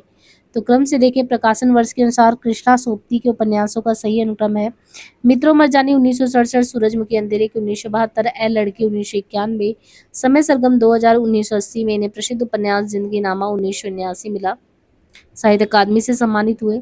नीचे दो कथन दिया है, कल्पना काव्य का अनिवार्य साधन है क्योंकि कल्पना काव्य में साध्य है। तो यहाँ पे देखिए अभिकथन है, कल्पना काव्य का अनिवार्य साधन है क्योंकि रस, माधुर्य, लालित आदि से भी भाव कल्पना से ही जुड़े हैं। महादेवी वर्मा के संबंध में शुक्ल की क्या स्थापना है? महादेवी के गीतों का मूलाधार मिलन सुख है। छायावादी कवियों में महादेवी वर्मा ही रहस्यवाद के तहत है। महादेवी के गीतों में अनूठी व्यंजना है। महादेवी के गीतों में वास्तविक अनुभूतियां हैं, रमणीय कल्पना नहीं। तो छायावादी कहे जाने वाली कवियों में जो महादेवी जी हैं वो रहस्यवाद के भीतर रही हैं। उस अगाध प्रियतम के लिए वेदना ही इनके हृदय का भाव केंद्र है, जिसे अनेक प्रकार की भावनाएं कूट कूट कर झलक मारती हैं। वेदना से इन्होंने अपना स्वाभाविक प्रेम व्यक्त किया है, उसी के साथ वे रहना चाहती हैं। इनके गीतों में अनूठी व्यंजना है। अतः महादेवी वर्मा के संबंध में रामचंद्र शुक्ल के अनुसार कथन और दो और तीन सही है। यानी कथन 2 और 3 में कि छायावादी कवियों में जो महादेवी वर्मा ही रहस्यवाद के तहत है और इनको गीतों में अनूठी व्यंजना भी है। लक्ष्मा जो है किस कहानी के पात्र है? तो अपने जो पाठ्यक्रम में यूनिट 7 है कहानी विधा से, जिसमें लक्ष्मा के बारे में पूछा है। लक्ष्मा जो है कोसी का घटवार पिता किसमें से? तो कोसी का घटवार आपने पढ़ा होगा, शेखर जोशी की कहानी है। लक्ष्मा कोसी का घटवार कहानी का पात्र है। कोसी का घटवार कहानी संग्रह शेखर जोशी द्वारा रचित है। अन्य प्रसिद्ध कहानी और कहानीकार और पात्र दिए हैं। पुरस्कार जो है ये जयशंकर प्रसाद लेखक हैं। अरूढ़, मधुलिका, कौशल, नरेश सेनापति ये पुरस्कार कहानी के पात्र हैं। अरूढ़ है, मधुलिका है, कौशल, नरेश सेनापति। परिंदे जो है ये निर्मल वर्मा का है। लतिका डॉक्टर मुखर्जी, करमुद्दीन, ग्रीश। जिंदगी नामा उपन्यास में देखें तो 20वीं शताब्दी के प्रथम 15 वर्षों में पंजाब के किसानों ग्रामीणों के जीवन का चित्रण है जिंदगी नामा में। 20वीं शताब्दी के प्रथम जो 15 वर्ष में पंजाब के किसानों ग्रामीण के जीवन का चित्रण है इसमें जिंदगी नामा में। महानगरवासी उच्च मध्यवर्गीय वृद्ध व्यक्तियों की जीवन स्थितियों का चित्रण है जिंदगी नामा में। परिनिष्ठित हिंदी को पंजाबी प्रयोगों से आक्रांत कर दिया है। विवाहेतर, संतान और उसकी स्वीकृति। तो जो जिंदगी नामा उपन्यास है, जिंदगी नामा उपन्यास में 20वीं शताब्दी के प्रथम 15 वर्षों में पंजाब के किसान ग्रामीणों के जीवन का चित्रण है तथा परिनिष्ठित हिंदी को पंजाबी प्रयोग से आक्रांत कर दिया गया है। जिंदगी नामा जो कि कृष्णा सोबती द्वारा रचित एक बड़ा उपन्यास है। प्रसिद्ध आलोचक डॉक्टर देवराज उपाध्याय के शब्दों में यदि किसी को पंजाब प्रदेश की संस्कृति, रहन सहन, चाल ढाल, रीति रिवाज की जानकारी प्राप्त करनी हो, इतिहास की बात जाननी हो, तो वहाँ की दंत कथा, प्रचलित लोकोक्ति तथा 18वीं 19वीं शताब्दी की प्रवृत्तियों से अवगत होने की इच्छा हो तो जिंदगी नामा से अन्यत्र जाने की आवश्यकता नहीं है। आपका बंटी उपन्यास का कथ्य क्या है? तलाकशुदा पति पत्नी की संतान की समस्या, समकालीन राजनीतिक परिदृश्य, राजनीति में प्रविष्ट मूल्यहीनता। तो देखिए आपका बंटी सन 1971 में, आपका बंटी जो है ये है कि आपका बंटी 1971 ईस्वी अपने ढंग का अकेला उपन्यास है। उस उपन्यास में आज के मध्यवर्गीय समाज में तलाक की समस्या और दाम्पत्य जीवन के तनाव का कारण तलाकशुदा दंपतियों के बच्चों की मनोवैज्ञानिकता का बड़ा ही मार्मिक चित्रण है। मनु भंडारी ने अपने प्रसिद्ध उपन्यास महाभोज 1979 के बल पर अक्षय ख्याति अर्जित की है। ये एक राजनीतिक उपन्यास माना गया है। इसका परिवेश व्यक्ति या पारिवारिक न होकर सामाजिक है। अतः आपका बंटी उपन्यास का कथ्य विकल्प 1 और 4 सही है। सूची 1 को 2 से सुमेलित करना है। चुनाव जीतने की 3 तरकीबें हैं, एक रामनगर वाली, दूसरी नेवादा वाली और तीसरी महिवालपुरी वाली। छोटे बड़े भगवान के घर से बनकर आते, संपत्ति बड़ी तपस्या से मिलती है। सबसे पहले तुम शशि इसलिए नहीं कि तुम जीवन में सबसे पहले आई हो, कि तुम सबसे ताजी स्मृति हो। समूचा आर्यावर्त रक्त कदम से पिछिल होने जा रहा है। तो ये देखिए पंक्तियां दिया गया है, जैसे चुनाव जीतने महिवालपुरी वाली। तो ये जो है कथन और पात्रों में देखे तो रूपन बाबू, छोटे बड़े ये होरी जो है उससे संबंधित है, और शेखर एक जीवनी से है, और लोरी के देव जो है बाढ़ भट्ट की आत्मकथा से ये है। निम्नलिखित में से गोदान उपन्यास में वर्णित गांव कौन सा है? तो बेलारी और सिमरी का उल्लेख जो है गोदान उपन्यास में कौन सी 2 गांव का उल्लेख है? एक सिमरी और बेलारी है, उन्हीं को केंद्र में रख के ये वर्णन किया गया है। जबकि आधा गांव जो है ये गाजीपुर जिले के जो गंगोली गांव है उनके सैयद मुसलमानों की कथा का वर्णन इसमें किया गया है। मैला आंचल उपन्यास में बिहार राज्य के पूर्णिया जिले के मेरीगंज को कथा में केंद्र में रखा गया है। आज के हिंदी निबंध साहित्य अधिकांश में आलोचना की ओर दौड़ा जा रहा है। आजकल आचार्यों की चाह रीतिकाल में भी कुछ बढ़ी चढ़ी है। ये कहना किसका है? तो आज का जो हिंदी निबंध है, कह रहे हैं कि आज का जो हिंदी निबंध है वो साहित्य अधिकांश में, आज का हिंदी निबंध साहित्य जो है ज्यादातर वो आलोचना की ओर दौड़ा जा रहा है। आजकल आचार्यों की चाह रीतिकाल में भी कुछ बड़ी चढ़ी है, कहना किसका है? नंद किशोर नवल मुक्तिबोध बाबू गुलाब राय मलयज। तो देखिए, हिंदी निबंध साहित्य की वर्तमान स्थिति को लक्ष्य करते हुए बाबू गुलाब राय ने ये कहा है कि जबकि नंद किशोर नवल, मतलब ये बात किसने कहा है? लक्ष्य करते हुए बाबू गुलाब राय ने कहा है। जबकि नंद किशोर नवल मुक्तिबोध मार्क्सवादी या प्रगतिवादी आलोचक, यानी नंद किशोर नवल मुक्तिबोध मार्क्सवादी या प्रगतिवादी आलोचक के रूप में प्रसिद्ध हैं और मलेज मूलतः कवि हैं। इनके आलोचनात्मक निबंधों के 2 संग्रह हैं, कविता से साक्षात्कार 1979, संवाद और एकालाप 1984। कर रही लीला में आनंद महाचिति सजग हुई सी व्यक्त विश्व का उन्मीलन अभिराम, इसी में सब होते अनुरक्त, कौन सी 3 शक्तियों को महाचित्त कहा गया है? तो यहाँ पे इच्छा ज्ञान क्रिया, इच्छा ज्ञान क्रिया से की 3 शक्तियों को महाचित्त कहा गया है। निम्नलिखित में से कौन सा तत्सम शब्द नहीं है? अग्नि, आज्ञा, किसान और भ्राता। तो यहाँ पे देखिए किसान जो है ये नहीं है। तो पहले आप देखिए कि पेपर को यहाँ पे मिलाएंगे तो पहले और अब में बहुत ज्यादा फर्क आ गया। आपको इस तरीके से क्वेश्चन हम ना के बराबर मिलेंगे, है ना। तो यहाँ पे किसान तत्सम शब्द नहीं है, बाकी तो सभी है। सूची 1 को 2 से सुमेलित करना है। लाला मदन मोहन, राम कृष्ण बाबू, मंगल और जुबेर। देखिए ये जो पात्र हैं, कौन से उसके कौन सा पात्र है आपको यही सुमेलित करना है। तो जैसे लाला मदन मोहन, तो परीक्षा गुरु उपन्यास जो है लाला मदन मोहन हो गया। राम कृष्ण बाबू, राम कृष्ण बाबू जो है मैला आंचल उपन्यास से राम कृष्ण हो गए। मंगल गोदान से मंगल हो गया। और जुबेर जो है ये झूठा सच उपन्यास से जुबेर। आज के व्यापक सामाजिक संबंधों के संदर्भ में जीने वाले व्यक्ति के माध्यम से ही मुक्तिबोध ने अंधेरे में कविता में अस्मिता की खोज को नाटकीय रूप दिया है। ये कहना किस आलोचक का है? तो आज का जो व्यापक सामाजिक संबंध है, कह रहे कि उसी के संदर्भ में जीने वाले व्यक्ति के माध्यम से ही मुक्तिबोध ने जो अंधेरे में कविता है उसमें अस्मिता की खोज को नाटकीय रूप दिया है। तो अस्मिता की खोज कौन बात करता है? तो ये बात करते हैं नामवर सिंह जी। अंधेरे में, जो कि एक लंबी कविता है, नामवर सिंह जी ने कहा कि वैसे तो अंधेरे में एक लंबी कविता है ही, और नामवर सिंह जी ने इसके बारे में कहा। वैसे बहुत सारे आलोचकों ने अपने राय दिए हैं, जैसे रामविलास शर्मा जी ने अपराध भावना का अनुसंधान कहा है। अंधेरे में कविता को जो है, कि जो अंधेरे में कविता है उसको जो है रामविलास शर्मा ने कहा ये अपराध भावना जो होता है उसका अनुसंधान, उसका खोज है, तथा अपराध भावना के अनुसंधान के साथ कहा ये आरक्षित जीवन की कविता है। अपराध बोध का अनुसंधान है, आरक्षित जीवन की कविता भी है। दूसरा, रामस्वरूप चतुर्वेदी ने अंधेरे में के लंबे खंडों में कवि की समस्या है। रामस्वरूप चतुर्वेदी कहते हैं कि अंधेरे में इसके लंबे खंडों में कवि की समस्या है, समाज के उत्थान पतन और आंदोलन के बीच अपनी रचना के प्रेरक तत्वों का विज्ञान, रचना कैसे बाहर से अंदर आती है और फिर कैसे बाहर दूर दूर तक परिव्याप्त होती है। इंद्रनाथ मदान ने इसे आत्म संशोधन का अनुसंधान कहा। निम्नलिखित में से किस कवि का उपनाम हितैषी है? हितैषी उपनाम से कौन लिखता था इसमें? तो ये है जगदम्बा प्रसाद। उपनाम हितैषी, हितैषी के उपनाम से जगदम्बा प्रसाद। जगदम्बा प्रसाद मिश्र, जन्म 1895, निधन 1957 का, जन्म मुरादाबाद उन्नाव यूपी में। उपनाम हितैषी था किसका? जगदम्बा का नाम उपनाम हितैषी था। प्रमुख रचनाओं में मातृ गीता, कल्लोलिनी, वैकाली और दर्शना है। भारतीय युग के प्रमुख निबंधकार के तौर पे पद्म सिंह शर्मा, श्याम बिहारी, काशीनाथ, राधाचरण गोस्वामी। तो क्रम से मिलाएं तो भारतीय युग के प्रमुख निबंधकार में है काशीनाथ खत्री एवं राधाचरण गोस्वामी। भारतेंदु युग के प्रमुख निबंधकार के तौर पे काशीनाथ खत्री और राधाचरण गोस्वामी हैं। भारतेंदु युग के अन्य निबंधकार हैं बद्रीनारायण प्रेमघन, प्रताप नारायण ठाकुर, जगमोहन, अंबिका दत्त व्यास, राधा कृष्ण दास।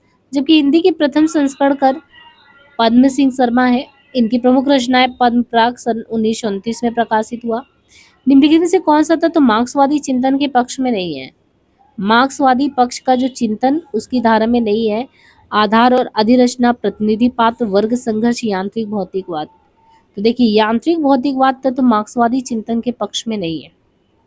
कौन सा पक्ष में नहीं? यांत्रिक भौतिकवाद। यांत्रिक भौतिकवाद तत्व मार्क्सवादी चिंतन के पक्ष में नहीं, जबकि आधार और अधिरचना, वर्ग संघर्ष तथा प्रतिनिधि पात्र मार्क्सवादी चिंतन के तत्व में है। तो क्या नहीं है? यांत्रिक भौतिकवाद नहीं है। मार्क्सवाद का मतलब क्या है?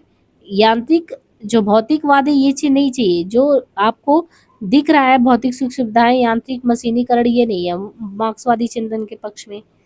जबकि जो आधार है वर्ग संघर्ष जो है, प्रतिनिधि पात्र मार्क्सवादी चिंतन के तत्व। कार्ल मार्क्स की साम्यवादी विचारधारा ही मार्क्सवादी विचारधारा के नाम से जाना जाता है। तुलसीदास ने रामचरितमानस के उत्तरकांड में क्या प्रतिपादित किया? तुलसीदास ने जो रामचरितमानस का जो उत्तरकांड है, उत्तरकांड में क्या बताया? ज्ञान की अपेक्षा भक्ति सुसाध्य और आशु फलदायिनी है। कलयुग में असंतों की संगत लाभदायक होगी। कलयुग में मनुष्य वर्ण धर्म और आश्रम का पालन करने वाला होगा। कलयुग में जो लोग होंगे वो लोभ और स्वार्थ के वशीभूत होंगे और माता पिता तथा गुरु का अनादर करेंगे। तो कलयुग का जब भी बात करते हैं एक विचित्र दृश्य सामने आता है, तो वही चीज इन्होंने गोस्वामी तुलसीदास जी ने रामचरितमानस के उत्तरकांड में कहा कि ज्ञान की अपेक्षा जो है भक्ति को कहीं ज्यादा सुसाध्य और आशु फलदायिनी कहा। कि ज्ञान की अपेक्षा जो भक्ति है, वो ज्ञान की अपेक्षा भक्ति जो है वो कहीं अधिक सुसाध्य और आशु फलदायिनी है। कलयुग में लोग स्वार्थ के वशीभूत होंगे और माता पिता तथा गुरु का अनादर करने लगेंगे। रामचरितमानस में तुलसी केवल कवि रूप में ही नहीं है, उपदेशक के रूप में भी है। तो इस तरीके से रामचरितमानस को मानव समाज का दर्पण कहा गया है। इसमें कुल कितने कांड है? 7। बाल कांड, अयोध्या कांड, अरण्य कांड, किष्किंधा कांड, सुंदर कांड, लंका कांड और उन। तो बाल, अयोध्या, अरण्य, किष्किंधा, सुंदर, लंका, उत्तरकांड। प्रकाशन वर्ष के अनुसार प्रेमचंद की कहानी का सही क्रम लगाना है। बूढ़ी काकी, पंच परमेश्वर, सवा सिरगी हूँ, प्रेरणा। तो प्रकाशन वर्ष के अनुसार अगर क्रम से लगाए तो पंच परमेश्वर 1916, बूढ़ी काकी 1920, सवा सिर गेहूं 1924। तो पंच परमेश्वर 16, बूढ़ी काकी 1920 में, सवा सिर गेहूं 24 में, प्रेरणा। और प्रेमचंद की अन्य कहानियों में नमक का दरोगा, पूछ की रात, शतरंज की खिलाड़ी, ठाकुर का कुआं, दो बैलों की कथा, उपहार, ईदगाह, बड़े भाई साहब कहानी इत्यादि। निम्नलिखित में से कौन सी नंददास की कृति नहीं है? रूप मंजरी, मान मंजरी, कवि प्रिया, विरह मंजरी। तो यहाँ पे मंजरी करके रूप है, मान है ना, रूप है तो मान है, मान है तो विरह है, तो रूप है तो मान है, विरह है, कवि प्रिया इनका है ही नहीं। तो इस तरीके से नंददास की रचनाएं, वैसे कवि प्रिया इनकी नहीं है, तो रसिक प्रिया, कवि प्रिया सब किसकी है? केशव की है। बाकी नंददास की रूप है, विरह है, मान है। कवि प्रिया केशव की है। कवि प्रिया का समय 1601 है। और बाकी रसिक प्रिया रामचंद्र का विज्ञान गीता भी उन्हीं का है। संस्कृति के 4 अध्याय से पहले भी क्वेश्चन आया, फिर से वही आया कि संस्कृति के 4 अध्याय के अनुसार अकबर के राज्यारोहण तक सरकारी हिसाब किस भाषा में रखा जाता था। यानी संस्कृति के 4 अध्याय में ये पूछ रहा है कि जब तक अकबर का राज्यारोहण नहीं हुआ था तब तक जो है सरकारी हिसाब किस भाषा में रखा जाता था, तो हिंदी में।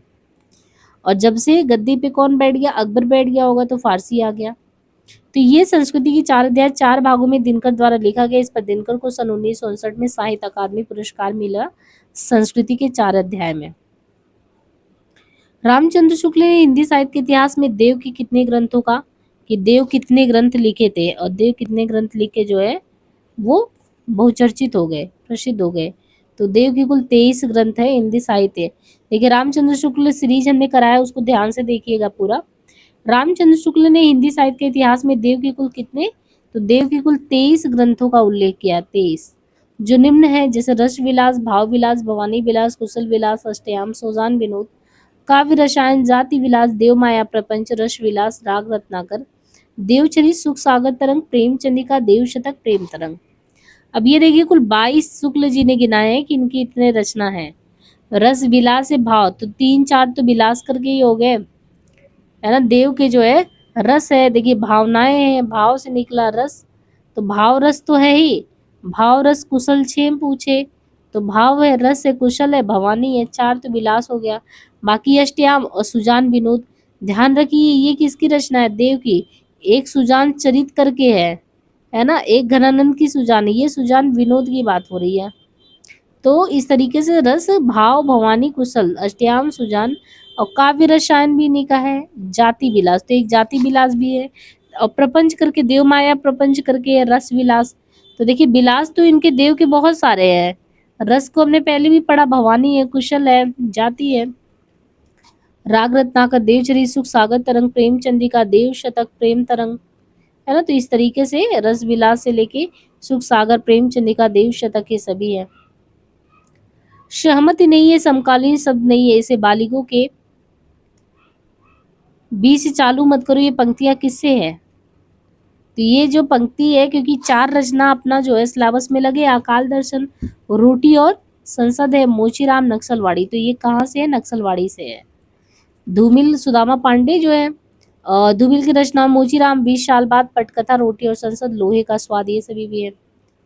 निम्नलिखित में से ये कथन की इष्टाभिधेय वक्रोक्ति इष्टाभिधेय वक्रोक्ति रिक्तरिष्टा वचालम मतलब वचामम लह कृति किसका है? तो ये भामा का है। ये जो है भामा ने काव्यालंकार नामक ग्रंथ की रचना की, जो 6 परिच्छेदों में विभक्त है। प्रकाशन वर्ष के अनुसार प्रसाद की कहानियों का सही अनुक्रम क्या है? इंद्रजाल, ग्राम, आकाशदीप, गुदड़साई। तो क्रम से देखें तो जो है ग्राम 1911 ईस्वी है ना, ग्राम जो है 1911 ईस्वी, गुदड़साई 1926 ईस्वी। ग्राम 1911, गुदड़साई 1926, आकाशदीप जो है, आकाशदीप है 1928 ईस्वी। तो ग्राम 1911, गुदड़साई 1926, आकाशदीप 1928 ईस्वी, इंद्रजाल 1936 ईस्वी। प्रकाशन वर्ष के अनुसार प्रसाद की कहानी के सही अनुक्रम में प्रमुख चर्चित कहानी पत्थर की पुकार, उस पार का योगी चंदा, देवदासी, ममता, खंडहर की लिपि, घीशु, चूड़ी वाली, बिशाती, शालवती, मधुआ, नूरी, पुरस्कार, गुंडा, छोटा जादूगर। तो ग्राम 1911, गुदड़साई 26, आकाशदीप 28, इंद्रजाल 36। बाकी इतनी रचनाओं का नाम पत्थर की पुकार, उस पार का योगी, चंदा, देवदासी, ममता, खंडहर की लिपि, घीशु, चूड़ी वाली, बिशाती, शालवती, मधुआ, नूरी, पुरस्कार, गुंडा, छोटा जादूगर। इधर वो कविता मेरा पिन नहीं छोड़ रही थी। अगर वह कविता भावावेशपूर्ण होती तो एक बार उसकी आवेशनात्मक अभिव्यक्ति हो जाने पर मेरी छुट्टी हो जाती। ये उद्धरण निम्नलिखित में से किससे लिया गया है? तो एक लंबी कविता के अंत से। इधर वह कविता मेरा पिन नहीं छोड़ रही थी। पूरा आपने ये कविता जब आप पढ़ेंगे एक साहित्य की डायरी, तो उसमें ये देखा मतलब कि आएगा कि जो है ये डबरे पर सूरज का बिंब, तीसरा चढ़ा हाशिए पर, कुछ नोट्स, एक लंबी कविता। तो एक लंबी कविता के बारे में है कि इधर वो कविता मेरी छूट मतलब कि पिंडी नहीं छोड़ रही थी। ये मुक्तिबोध की एक लंबी कविता का अंश से लिया गया है। मुक्तिबोध की प्रमुख कविताओं में अंधेरे में ब्रह्म, राक्षस, अंतःकरण का आयतन, भूल, गलती और अंधेरे में का पहला प्रकाशन कल्पना में हुआ था 1964 में, आशंका के दीप अंधेरे में नाम से। पार्वती, सुखदेई, दौलत राम और छोटे, ये जो है देवरानी जेठानी के पात्र हैं, यानी देवरानी जेठानी जो कृति है उसके पात्र हैं। पार्वती है, सुखदेई है, दौलत राम है, छोटे। ये पंडित गौरी दत्त द्वारा लिखित उपन्यास देवरानी जेठानी की कहानी 1970 में है। तो ये उपन्यास भी था, में भले ही कहानी लिखा गया लेकिन उपन्यास है 1870 में। बाकी रानी केत की इंसाल्लाह, वामा शिक्षक, मुंशी ईश्वरी प्रसाद मुंशी और कल्याण राय, भागवती, श्रद्धाराम विल्लोरी। मैं नीर भरी दुख की बदली का प्रतिपाद्य क्या है? मैं नीर भरी दुख की बदली का प्रतिपाद्य क्या है? इसमें रहस्यवादी ढंग से जीवन की नश्वरता की बात है। इसमें स्त्री के सामाजिक प्रदेय और श्रेय को रेखांकित किया गया है। स्त्री का जीवन दुख में ही बीतता रहा है। स्त्री अपने आंसुओं को व्यर्थ नहीं जाने देती, वो उसी से नया सृजन करती रही है। तो मैं नीर भरी दुख की बदली का मतलब क्या है? मैं नीर भरी दुख की बदली का प्रतिपाद्य है कि स्त्री का जीवन दुख में ही बीतता रहा तथा स्त्री अपने आंसुओं को व्यर्थ नहीं जाने देती, वो उसी से नया सृजन करती रहती है। महादेवी वर्मा की महत्वपूर्ण काव्य कृतियों में निहार, रश्मि, नीरजा, सांद गीति, यामादीप, सखा सब पढ़ना है। मुर्दैया में ननकू पांडे किस कला में कुशल थे? ननकू पांडे ढोलक वादन में। मुर्दैया में जो ननकू पांडे थे वो ढोलक बजाने में निपुण थे। तुलसी राम कृत दलित आत्मकथा मुर्दैया 2010, प्रथम भाग, मणिकर्णिका 2013, 14 दूसरा भाग। ईश्वर अंश जीव अविनाशी, ईश्वर अंश जीव अविनाशी, चेतन अमल सहज सुख राशि। इन पंक्तियों में कौन सा दर्शन है? तो इसमें है विशिष्ट द्वैतवाद। ईश्वर अंश सुख राशि में दर्शन देखे तो अद्वैत, अद्वैत किसका है? शंकराचार्य का। द्वैताद्वैत, भेदा भेदवाद निम्बारकाचार्य का। द्वैतवाद मध्वाचार्य का। शुद्धाद्वैत विष्णु स्वामी का। विश्रामपुर का संत मकान, शून्य घाटी का सूरज। पहला पड़ाव तो क्रम से अगर देखें तो शून्य घाटी का सूरज 1957 ईस्वी, मकान 1976 ईस्वी, पहला पड़ाव 1987 ईस्वी, विश्रामपुर का संत 1998। प्रकाशन वर्ष के अनुसार हानुष, आषाढ़ का एक दिन, लहरों के राजहंस, आधे अधूरे, इन्हें क्रम से लगाएं। तो प्रकाशन वर्ष के अनुसार नाटकों के सही क्रम में आषाढ़ का एक दिन सन 1958 में है, आषाढ़ का एक दिन।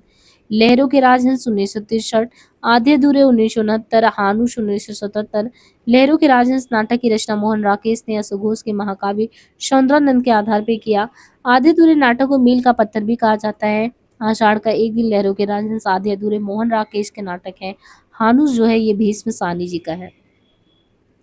राष्ट्रपति का आदेश, संसद की राजभाषा समिति के सुझाव, राजभाषा अधिनियम, संकल्प, इन्हें हमें क्रमशः मिलाना है। तो राष्ट्रपति का आदेश जो है, राष्ट्रपति का आदेश तो 1955 ईस्वी, संसद की राजभाषा समिति के सुझाव, तो देखिए राष्ट्रपति का आदेश 1955 में मिला, संसद की राजभाषा समिति के सुझाव 1959 ईस्वी, राजभाषा अधिनियम 1963 ईस्वी। अधिनियम बना 63 में, संसद की राजभाषा समिति का सुझाव 59 में और आदेश 1955 में, संकल्प 1968 में। तो राष्ट्रपति राजेंद्र प्रसाद ने सन 1955 ईस्वी में तिलक बीजी खेर की अध्यक्षता में राजभाषा आयोग का गठन किया था। इस आयोग में कुल 21 सदस्य थे और संयुक्त संसदीय समिति में 30 सदस्य थे, जिनमें लोकसभा के 20 थे और राज्यसभा के कुल 10 सदस्य थे। इन्होंने अपने प्रतिवेदन 1959 में दिए। राजभाषा अधिनियम 1963 की उन भाषाओं को जो संघ के राज्य के प्रयोजनों, संसद में कार्य के व्यवहार, केंद्रीय और राज्य अधिनियमों और उच्च न्यायालय में कतिपय प्रयोजनों के लिए प्रयोग में लाई जा सकेंगी। संकल्प 1968 इस बीच संविधान के अनुच्छेद 343 के अनुसार संघ की राजभाषा हिंदी रहेगी और उसके अनुच्छेद 351 के अनुसार हिंदी भाषा का प्रसार, वृद्धि करना और उसका विकास करना, ताकि वह भारत की सामाजिक संस्कृति के सब तत्वों की अभिव्यक्ति का माध्यम हो सके। भारत दुर्दशा के बारे में कौन से विचार सही है? इसका आरंभ महारानी विक्टोरिया की स्तुति से हुआ है। ये हिंदी का पहला राजनीतिक नाटक है। ये विचार प्रधान नाटक है। इसमें अंग्रेजी राज में भारत के विकास की बात की गई है। तो भारत दुर्दशा में भारत की दुर्दशा की बात की गई है ना। और ये क्या विचार प्रधान नाटक है? यह पहला नाटक है। तो इसमें हमें ये देखना है कि ये किस प्रकार, और ये इसका शुरुआत महारानी विक्टोरिया को याद करके हुआ है। तो भारत दुर्दशा के बारे में है कि हिंदी का ये पहला राजनीतिक नाटक है, हिंदी का पहला राजनीतिक है तथा विचार प्रधान है। भारत दुर्दशा जो है हिंदी का पहला राजनीतिक नाटक माना जाता है, भारतेंदु जी का है। भारतवर्ष के तत्कालीन परिस्थिति का चित्रण व अंग्रेजी राज की अप्रत्यक्ष निंदा है। 1880 ईस्वी में ये जो लिखा गया नाट्य या रासक, इसमें कुल कितने 6 अंक हैं। इन 6 अंकों में पहला अंक जो है स्थान बीती है, पहला अंक स्थान बीती। दूसरा, इस अंक में दीन भारत बिलख बिलख कर अपनी दुर्दशा का वर्णन करके मूर्छित हो गया। पहला गली है, गली, और दूसरा है भारत। भारत जो पात्र है वो रो रो के ना अपनी दुर्दशा का वर्णन करके बेहोश हो जाता है। और तीसरे अंक में भारत दुर्दैव जो है वो भारत की दुर्दशा और अपनी सफलता पे प्रसन्न होता है। तो भारत को एकदम इमेजिन करके दिखाया गया कि भारत ही असली यहाँ पे दिखाया गया, ऐसे करके।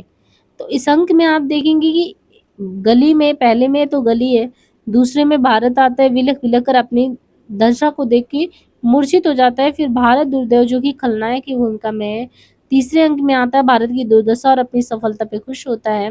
और फिर चौथे अंक में बारी बारी से भारत, तो भारत जो है चौथे अंक में पुनः भारत दुर्दैव, रोग, भारत दुर्दैव, रोग, आलस्य, मदिरा, अहंकार, ये सभी आते हैं। और फिर 5वें अंक में जो है 7 सभ्यों की कमेटी भारत दुर्दैव से भारत की रक्षा के उपाय पर विचार कर रही होती है, ये पंचम में है। और छठे में भारत भाग्य जो है, भारत का जो भाग्य है वो मूर्छित हो जाता है और भारत भाग्य मूर्छित भारत को जगाने का प्रयास करता है। नाटक का प्रमुख उद्देश्य तत्कालीन भारत की दुर्दशा को दिखाना है एवं दुर्दशा के कारणों को कम कर दुर्दशा करने वालों का यथार्थ चित्र प्रस्तुत करना है। कीर का प्रिय आज पिंजर खोल दो, बीती विभावरी जागरी, ये जो जमुना केसी कछार बंद फटे बीमाई के उधार, इस धारा शाही जग का क्रम, शाश्वत इस जीवन का संगम। अब देखिए इन पंक्तियों में क्या है, जैसे कीर का प्रिय आज पिंजर खोल दो, हो उठी हूँ चंचु छूकर, तो ये स्त्री जागृति की बात। बीती विभावरी जागरी, अंबर पनघट मुँह डुबो रही, जागरण गीत है। ये जो यमुना केसी कछार फटे बीवाई के उधार, इसमें सामाजिक विसंगति को दिखाया गया है। इस धाराशाही जग का क्रम, शाश्वत इस जीवन का संगम, दार्शनिकता है। ध्रुव स्वामी के प्रतिपाद्य है, स्त्री पुरुषार्थ का ढोंग न करे, विश्व भर में सब काम सबके लिए नहीं है। प्रेम में अपना सर्वस्व निछावर करने वाली स्त्रियां कभी असहाय नहीं होती।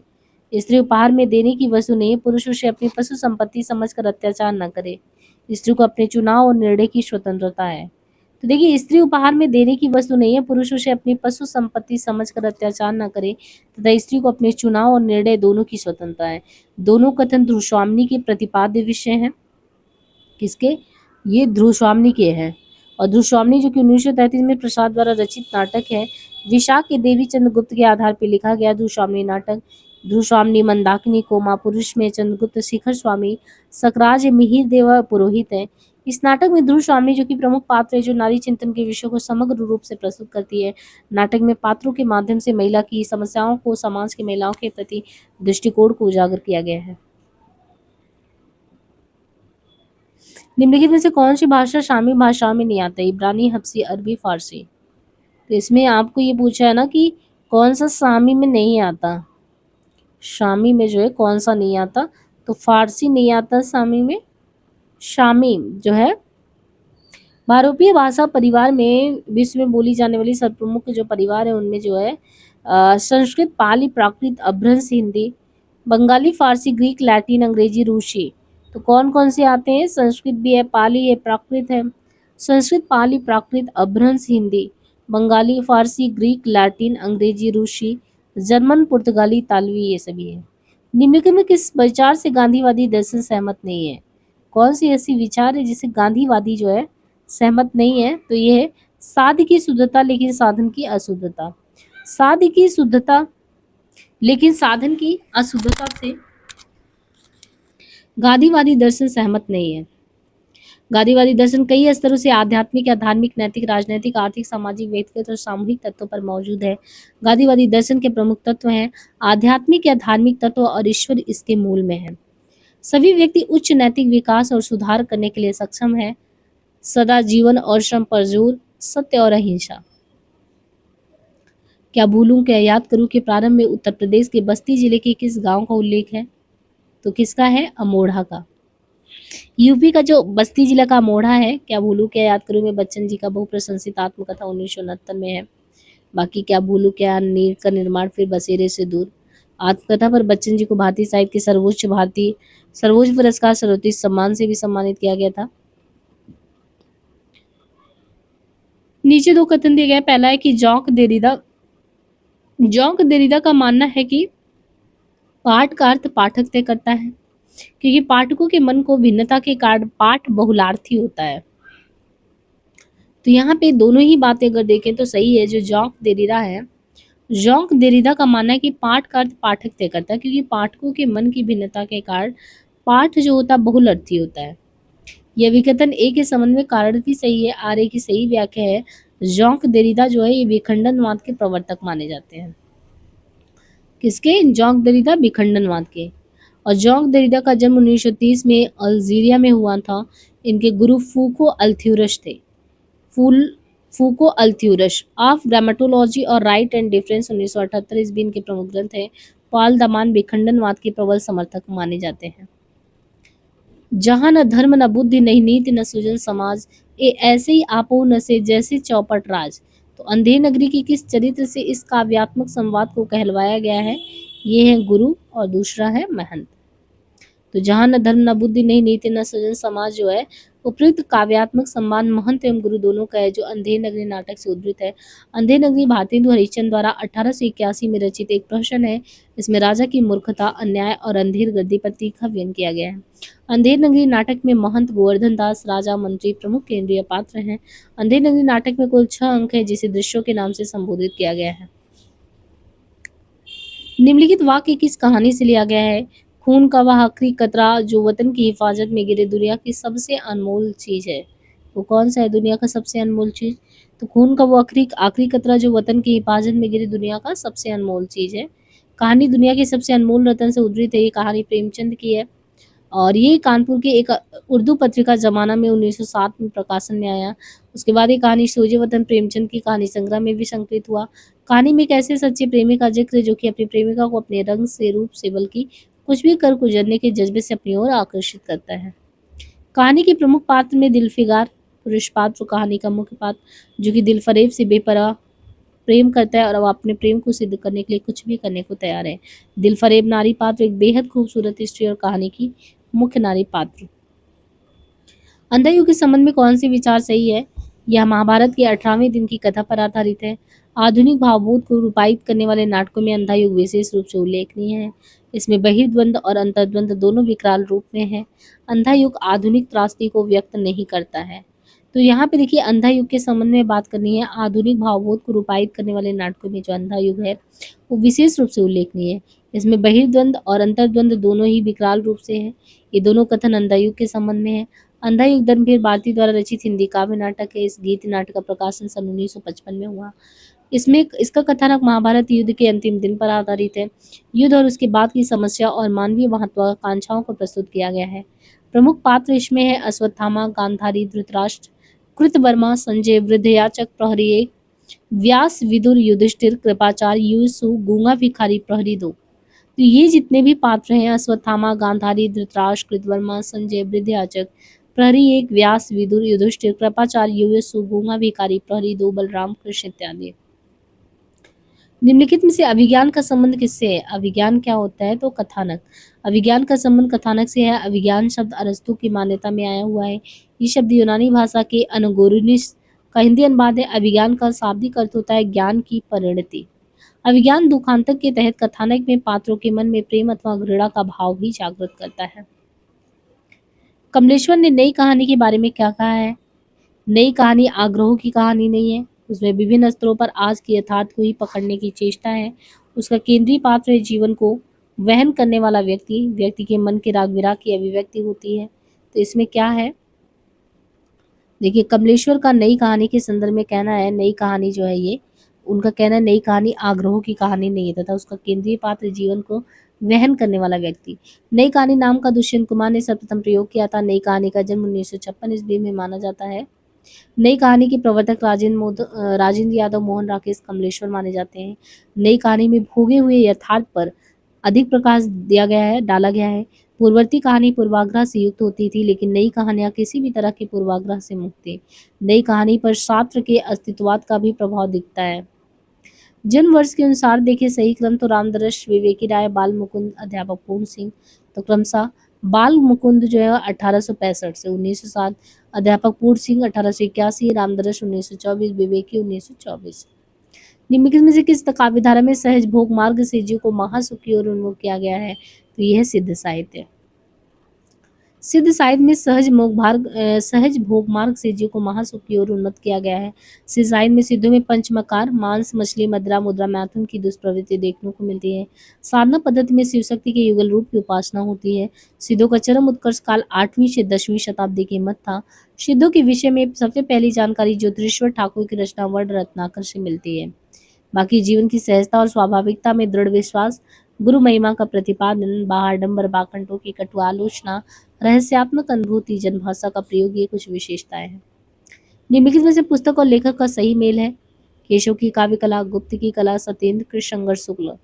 तो यहाँ पे पद्माकर की काव्य साधना, प्रसाद की काव्य साधना। तो क्रमशः अगर देखें इन रचनाओं में तो केशव की काव्य कला ये कृष्ण शंकर शुक्ल की रचना है। केशव की काव्य कला कृष्ण शंकर शुक्ल का, गुप्त की कला सत्येंद्र का है, पद्माकर की काव्य साधना अखौरी गंगा प्रसाद का है, प्रसाद की काव्य साधना रामनाथ लाल सुमन का है। जगदीश चंद्र कृत उपन्यास धरती धरना अपना की अंतर्वस्तु निम्नलिखित में से किस विषय पर आधारित है? तो यह है पंजाब की ग्रामीण पृष्ठभूमि में दलित जीवन की कथा। पंजाब की ग्रामीण पृष्ठभूमि में दलित जीवन की कथा को जगदीश चंद्र कृत उपन्यास धरती धरना अपना में चित्रित किया गया है। जगदीश चंद्र एक प्रगतिवादी उपन्यासकार हैं जिनका अपना उपन्यास धरती धरना अपना 1972 में प्रकाशन में आया। अनुपन्यास में यादों के पहाड़ 1966 में। धरती धरना अपना 1972, यादों के पहाड़ 1966 में, आधा पुल 1973 में, कभी ना छोड़े खेत 76 में, मुट्ठी भर कांकर 1976 में, दुंडा लात 1978, नरक कुंड में वास 1994 में। लहना सिंह, पीर बख्श, लतिका शामनाथ। तो क्रमशः देखें लहना सिंह उसने कहा था, चंदा शर्मा गुलेरी, पीर बख्श यशपाल, लतिका परिंदे निर्मल वर्मा, शामनाथ चीप की दावत। बकरी नाटक से संबंधित सही तथ्य कौन सा है? ये स्वतंत्रोत्तर हिंदी व्यंग्य नाटकों में सर्वाधिक महत्वपूर्ण है। बकरी, इनका कथ्य बिखरा हुआ नहीं है, इनके गीत साधारण कोटि के हैं, इसमें नौटंकी शैली का प्रयोग किया गया है। तो जो बकरी नाटक है, बकरी नाटक स्वतंत्रोत्तर हिंदी व्यंग्य नाटकों में सर्वाधिक महत्वपूर्ण है। इसमें नौटंकी शैली का प्रयोग किया गया है बकरी नाटक में। दोनों कथन बकरी नाटक से संबंधित सही है। बकरी नाटक सर्वेश्वर दयाल सक्सेना की कृति है। दयाल सक्सेना जनवादी नाटककार हैं। नाटक लोकनाट्य शैली में आबद्ध इनके 3 नाटक हैं, बकरी 1974, लड़ाई 1979 ईस्वी और अब गरीबी हटाओ। बकरी नाटक 1975 ईस्वी में आपातकाल से 1 वर्ष पहले प्रकाशित हुआ। इसमें 2 अंक है और प्रत्येक अंक में 3-3 दृश्य हैं। इस नाटक की रचना उत्तर प्रदेश की नौटंकी शैली में हुई है। इस नाटक में जनवादी चेतना, राजनीतिक व्यंग, आम आदमी की व्यथा, भ्रष्टाचार है। अंधा युग जो रचना है, युयुत्सु की चिंता, इसमें क्या है? अंधा युग में युयुत्सु की चिंता क्या है? मानव भविष्य की रक्षा। अंधा युग में युयुत्सु की चिंता मानव भविष्य की रक्षा है। अंधा युग 1954 ईस्वी नाटक धर्मवीर भारती का है, जिसमें महाभारत के अवसान के बाद की स्थिति का चित्रण है। तो अंधा युग में क्या है युयुत्सु की चिंता? मानव भविष्य की रक्षा। इसमें महाभारत के अवसान के बाद की स्थिति का चित्रण है। इसके पात्र महाभारत कालीन कृष्ण, अश्वत्थामा, युयुत्सु, संजय, गांधारी, कृपाचार्य है। घनानंद की कविता में निम्नलिखित में से कौन सी विशेषता नहीं पाई जाती? लाक्षणिकता, उक्ति, वैचित्र, संध्या भाषा। तो ये तो नहीं होगा संध्या भाषा। व्यंजकता, लाक्षणिकता, उक्ति, वैचित्र है। घनानंद की कविता में संध्या भाषा की विशेषता नहीं है। घनानंद की कविता में लौकिक प्रेम तथा विरह वर्णन की सर्वोपरि विशेषता है। इनकी कविता में भाषा की लाक्षणिकता, भाषा की व्यंजकता, उक्त वैचित्र की विशेषता पाई जाती है। घनानंद की कविता की एक विशेषता घनानंद द्वारा प्रयुक्त मार्मुक्तियां भी है। नीचे 2 कथन दिए गए हैं। पहला है कि कविता मनुष्य के हृदय को शुद्ध करती है। दूसरा, क्योंकि मनुष्य के हृदय को प्रकृत अवस्था, यानी जो मनुष्य के हृदय की प्रकृत अवस्था है वो कविता से ही संभव है। तो यहाँ पे हम देखें दोनों ही बात, कविता मनुष्य के हृदय को जो है शुद्ध करती है, क्योंकि मनुष्य के हृदय की प्रकृत अवस्था कविता से ही संभव है। अरे यायावर रहेगा याद में सम्मिलित है माजुली, धरती का धन, 20वीं सदी का बाण भट्ट, बहता पानी, निर्मला। तो इन्हें अगर देखें तो अरे यायावर रहेगा याद में सही क्रम देखें तो अरे यायावर रहेगा याद जो यात्रा वृत्तांत है, जिसके लेखक सच्चिदानंद वात्स्यायन अज्ञे जी हैं। इसके तहत सम्मिलित यात्रा वृत्तांत में परशुराम से तुर्कम, किरणों की खोज में, देवताओं के अंचल में, मौत की घाटी में, यानी ये क्रम हमें ध्यान रखना है। यहाँ से आ सकता है क्वेश्चन कि परशुराम से तुर्कम, किरणों की खोज में, देवताओं के अंचल में, मौत की घाटी में अलूरा, माजुली, बहता पानी, निर्मला। निम्नलिखित काव्य ग्रंथों का सही अनुक्रम क्या है? उदिता, चांद का मुंह टेढ़ा है, चिंता, संसद से सड़क तक। अब इनमें देखिए कौन सा पहले आया। 1964 में मान लो आपको ये याद होगा, चांद का मुंह टेढ़ा हो गया, संसद से सड़क तक 72 हो गया, लेकिन आगे और भी अन्य रचनाएं है ना, तो जैसे चिंता, चिंता तेलम, ये सब अज्ञे जी की है, तो 1924 में चिंता है अज्ञे का। चांद का मुंह टेढ़ा 1964 है। मुक्तिबोध 1972, संसद से सड़क तक है, सुदामा पांडे, धूमिल। और जो उदिता है, उदिता 1980 में है। उदिता किसका है? संत शेर बहादुर सिंह का है उदिता। निम्नलिखित में से कौन ईदगाह कहानी के पात्र नहीं है? पूछा है कौन से नहीं है, तो देखिए जुम्मन शेख और भजन सिंह अलग से नाम दिया गया है ना, तो यहाँ पे जुम्मन शेख और भजन सिंह ईदगाह कहानी के पात्र नहीं है। मुंशी प्रेमचंद के अनेक पात्रों में ईदगाह में जैसे अमीना दादी हैं, हामिद पोता है, मोहसिन दोस्त है, महमूद दोस्त, नूरे हैं, सम्मी है, जुम्मन शेख पंच परमेश्वर कहानी के पात्र हैं। नागमती वियोग खंड से संबंधित सही तथ्य क्या है? नागमती जो है ये 12मासी शैली में लिखा गया है। 12मासा की शुरुआत जायसी ने की है। जायसी ने जेठ आषाढ़ी नामक 13वें महीने का उल्लेख किया है। नागमती के आंसुओं से सारी सृष्टि भीगी हुई सी जान पड़ती है। तो ऐसी बात है, मलिक मोहम्मद जायसी जो पद्मावत महाकाव्य में इनके विरह विदग्ध हृदय की जो संवेदनशीलता का उत्कर्ष दिखाए हैं, इसमें जैसी व्यथा स्वयं मुखरित हुई है उनकी। 12मासा वर्णन के साथ साथ नागमती के आंसुओं से भी सारी सृष्टि भीगी सी जान पड़ती है।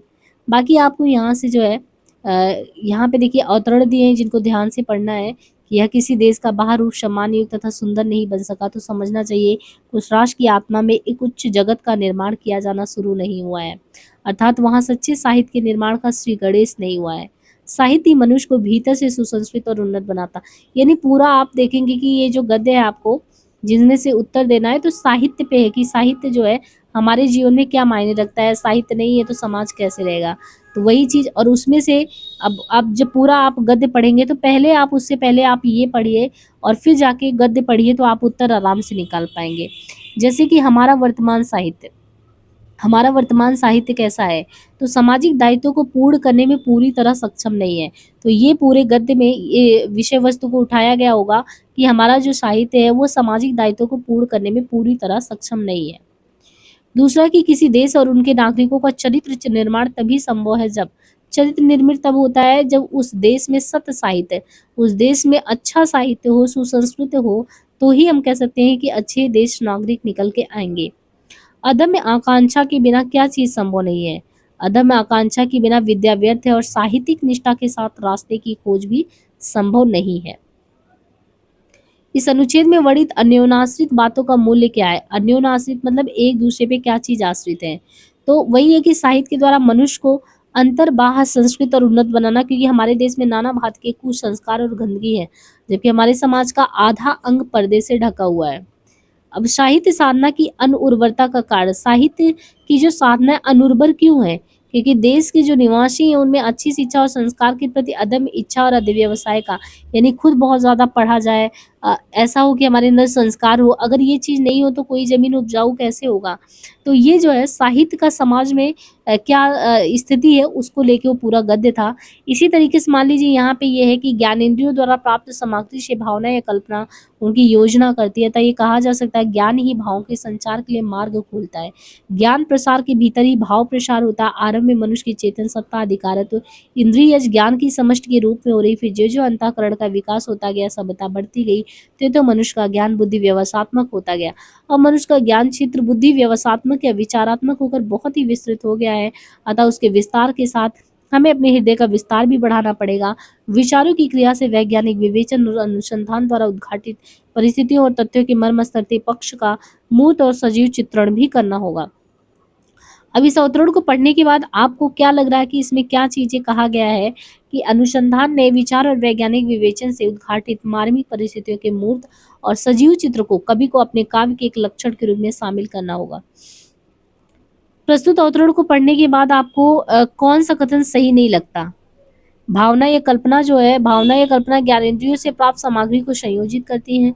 भाव व्यापार से ज्ञान व्यापार संचालित हो, यानी भावनाओं से ही ज्ञान व्यापार संचालित होता है, ये कथन सही नहीं है। अरे तो ये चीज़ पढ़ने से ही पता चलेगा कि अवतरण में कौन सा कथन सही है। पूरे अवतरण को पढ़ेंगे फिर इसमें आपको उत्तर समझ में आएगा कि कौन सा अवतरण सही है कि नहीं है। तो इस तरीके से ये गद्य वाला तो खुद पढ़ के कर सकते हैं, इसको नहीं करा रहे हैं। बस ये देखिए कि लास्ट के जो आपके 10 क्वेश्चन आते हैं ये यहीं से आते हैं। बाकी ओवरऑल आपने देखा कि यूनिट से लगभग क्वेश्चन आते ही हैं, और मुझे उम्मीद है कि जितने हम प्रैक्टिस सेट करा रहे हैं उनको कंटिन्यूअस आप कर रहे हो। जब तक हम 2004 तक कराते-कराते पहुँचेंगे आपको बहुत कुछ आइडिया हो चुका होगा। तो आज के लिए इतना ही, मिलते हैं नेक्स्ट सेशन में। धन्यवाद।